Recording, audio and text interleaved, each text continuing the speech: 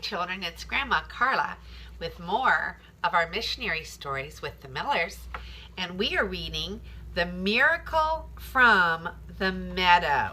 And the miracle from the meadow is from Romania. Okay, and here is the picture of where they're talking, or at least they say, yes.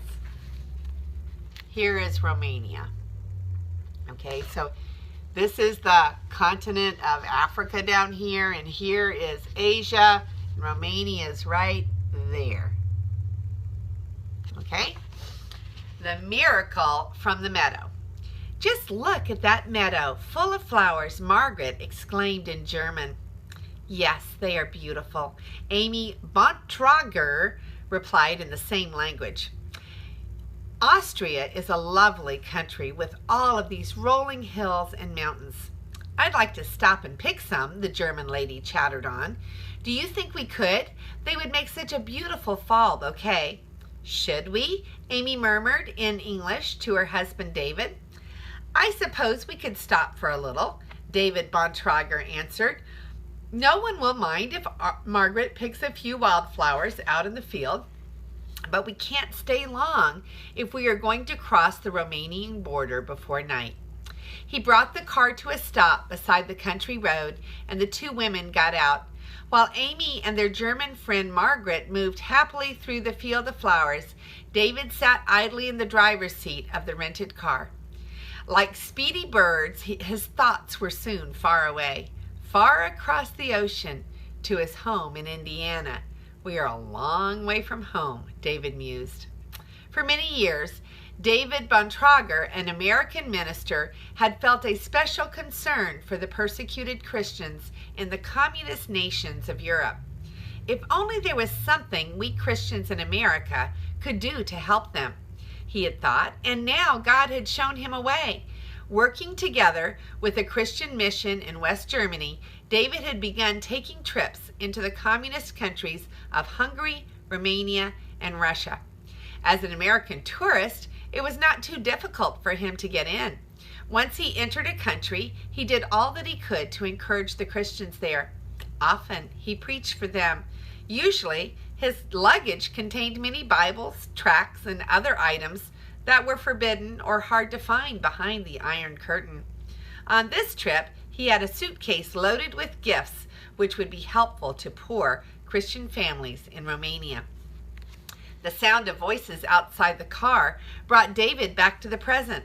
Look at my flowers! Margaret was crying out happily in German, and Amy was laughing. She sure picked a big bunch.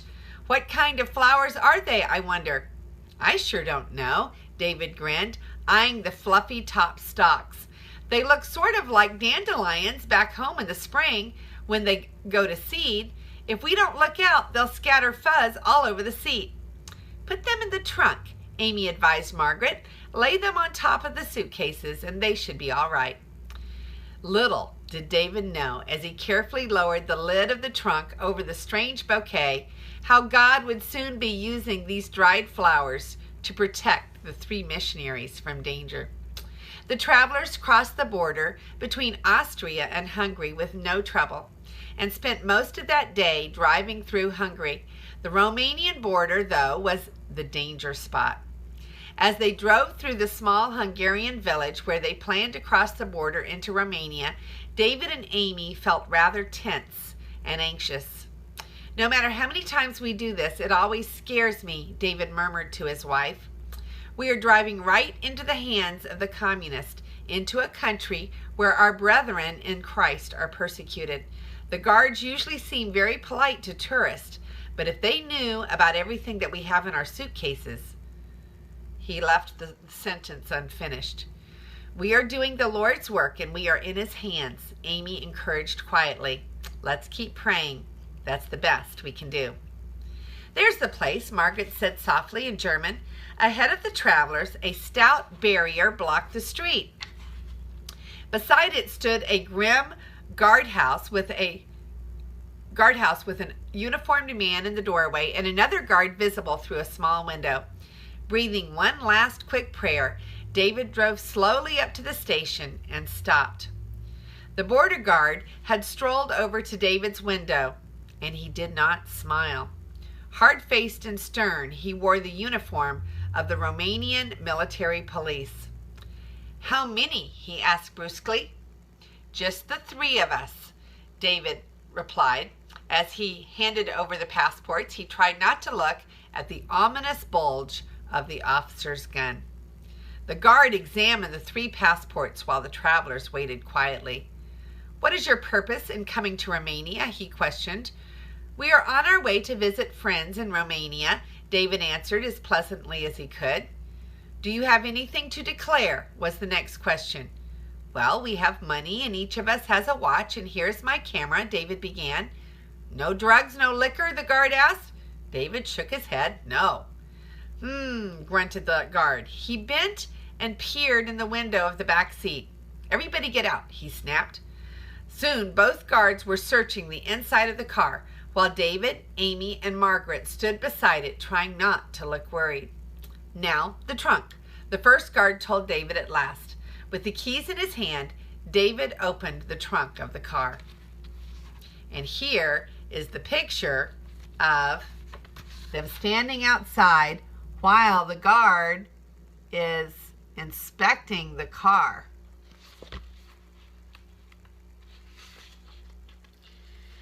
"Open one of those suitcases," the guard ordered. "Certainly," David answered politely. Maybe he will only look inside one and not the rest, he thought hopefully. 2 suitcases lay side by side in the trunk, and David reached for the one which held only the Bontrager's clothing and personal things. The guard leaned close to look as David lifted the lid. "No, not this one," he barked suddenly. "I want to see inside that suitcase." Gesturing with one heavy hand, he pointed to the other suitcase.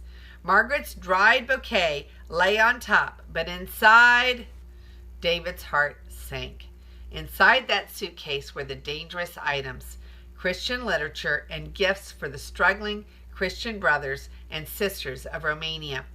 What would this officer do when he found the forbidden things?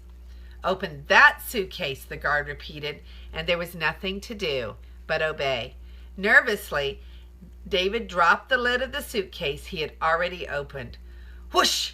A puff of wind, created by the falling lid, swept through the dry bouquets where it decorated the top of the other suitcase. Suddenly, the air was full of flying fluff and downy seeds as the bouquet flew apart right into the face of the officer.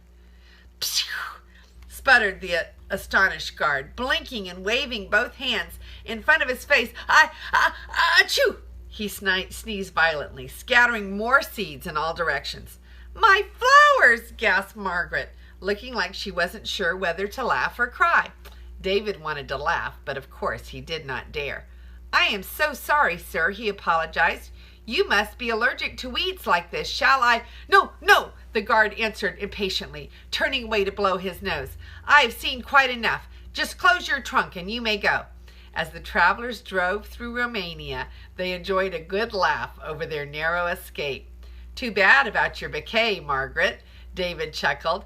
"I surely didn't mean to scatter it apart, but the Lord used it to safely get us through. Of all the ways God has protected us on our trips, I think this was the funniest." So, the Lord can use anything to take care of his children.